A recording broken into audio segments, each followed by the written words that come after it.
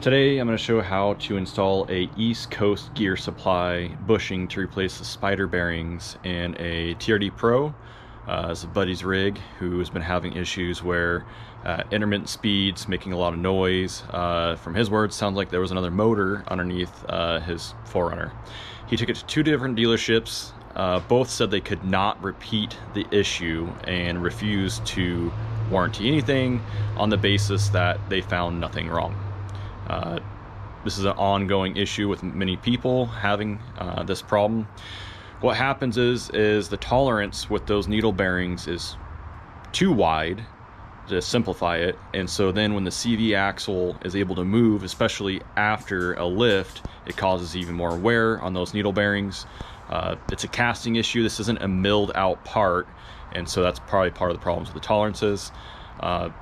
This is supposed to resolve the issue with the East Coast gear supply bushing, who it has tighter tolerances to keep this issue from happening and possibly not having to redo this again. I'll show some of the tools that we got from them and what we're going to replace. So this is the new bushing. It's kind of hard to see, it's dark out. There's a flat edge, and that is what is going to be on the outside.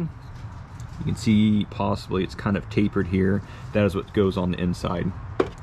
This is the tool to install, push it in, and then to remove it, what you're going to do is unscrew this piece, get it past the needle bearing, get it in. You're going to then line this up, start tightening up, and as you tighten this goes deeper, this pulls forward, and it's going to remove the needle bearings.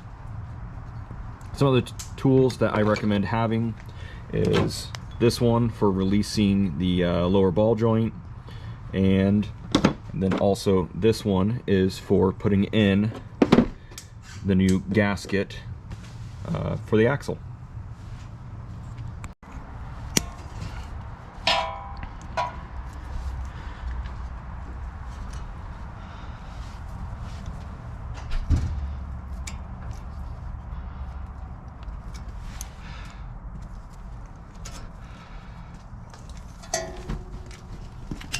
Yeah, to put pressure on it. That tool is a tie rod and pitman arm puller.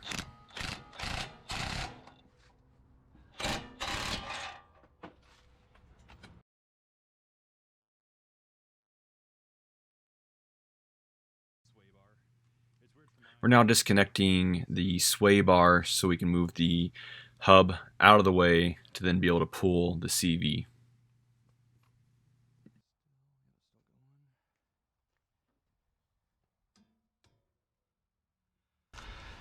Getting the dust cap off can be a pain. You want to start with like a very thin bladed screwdriver, flathead, and just work your way around. If these have not been off before, they can kind of be like seized on from rust, but just take your time so you don't bend it, and you'll be able to get them off. Yeah, go ahead.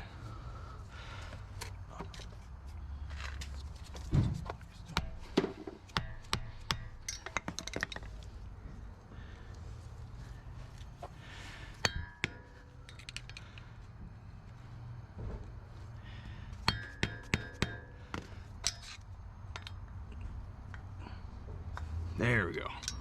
Might have to pry on your side a little bit. There we go. Finally got it.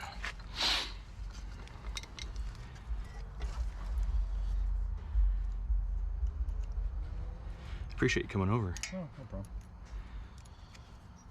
I do gotta get out of here by like 9 though, so. Oh yeah, no problem.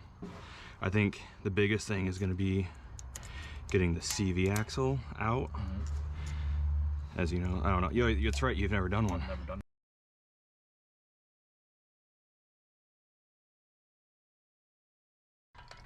That is a 35 millimeter socket to get that nut off the CV axle. I'm just gonna go with that I loosened it up a little bit.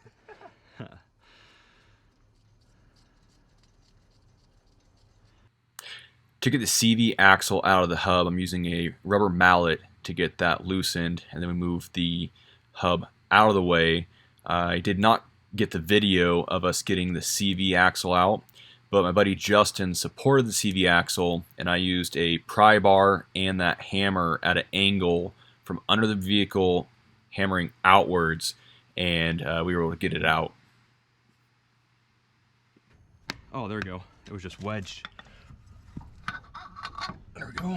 And then we'll just move this all the way over here.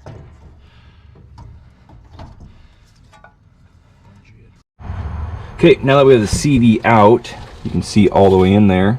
We have the tool for pulling the needle bearing out, the little washer. You do not want it to go in too far. So what we do is we stuff in a bag so that that does not accidentally go too far, because then you're gonna have to fish it out of your diff. It could be a really bad situation. So I've got that in there. I'm gonna grab the special tool, and then we're gonna start tightening this down, or tightening it down to pull the bearing out. I didn't get video of it last night, but we had to modify the tool for pulling the bearing out. The piece that goes behind the bearing, we had to grind down part of the material on the ends of the apex of it so that it would fit in behind the bearing. Perfect. Good call. Man, I really appreciate you coming to help. Okay. My buddy Justin dropped what he was doing to come help me out just out of pure curiosity of seeing this process, and he was a huge hand, so just big thank you to Justin coming over to help.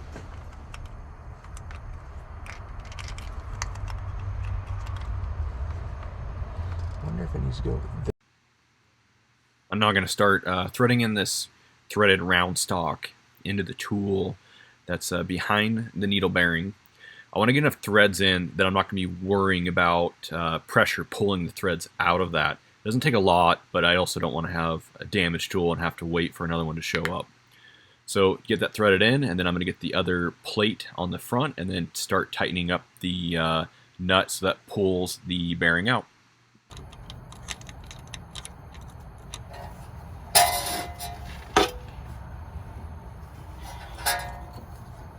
What I might do is crawl underneath. I decided not to edit this part out because I just found it funny. Of course, you end up dropping stuff in the process. It can be frustrating. So many different things that go into replacing parts or working on things, slipped wrenches, dropping stuff, having to retrieve it. But I still prefer doing things myself instead of paying someone else to do it.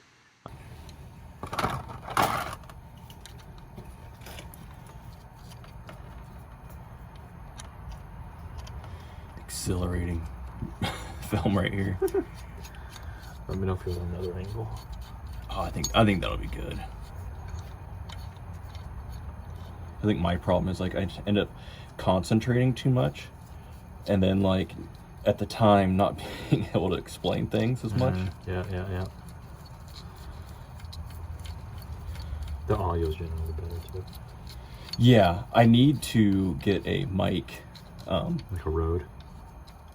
I haven't even looked into. Sometimes being underneath the vehicle, you get turned around, and plus I'm going to use the excuse that that's my buddy's tools and not mine. So I don't have any fancy ratcheting wrenches like my buddy Justin does, but thankfully he was willing to come over and help me. That's something that like I probably wouldn't even noticed if I was just set a camera up and doing the work. So far so good. The stud isn't spinning. That's one thing that they said is that they've had a problem with, is the stud will spin. But it seems like so far it's going in. Oh. I said that. Oh. Yes. Every once in a while. I think when I try going a little too... Oh. Every once in a while it does.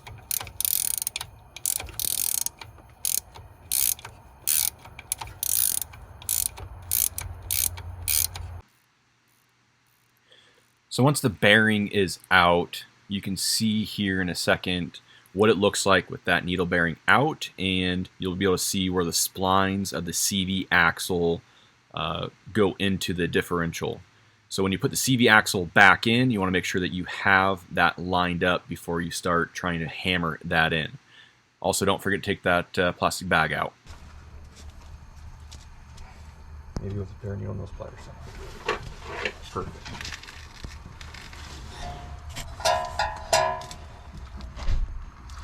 Don't want to forget that. Perfect.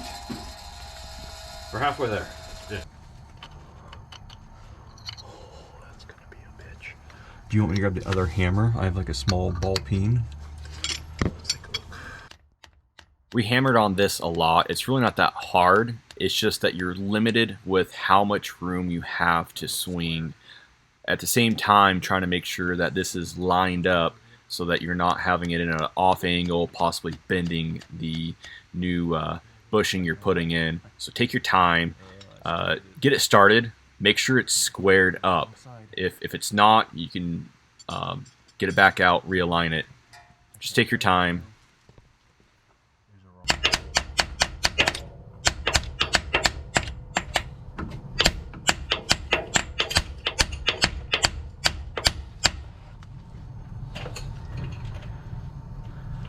Is Fergus around here?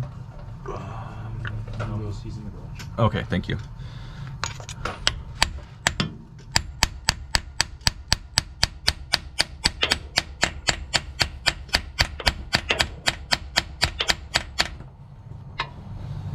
You want to make sure that you basically bottom out the tool. So as far in as you can get that tool to go, once it is flush with the differential, basically, that means that the new bushing is seated where it is supposed to be.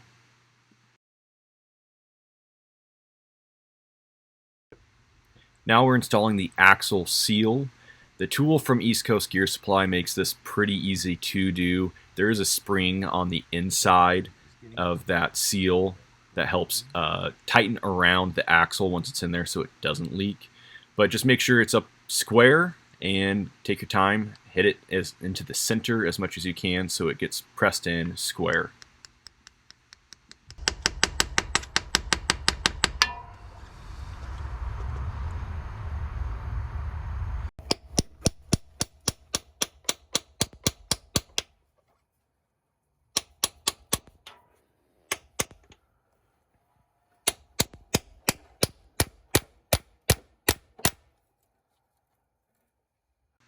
So now I'm just checking to make sure the seal is in there flush.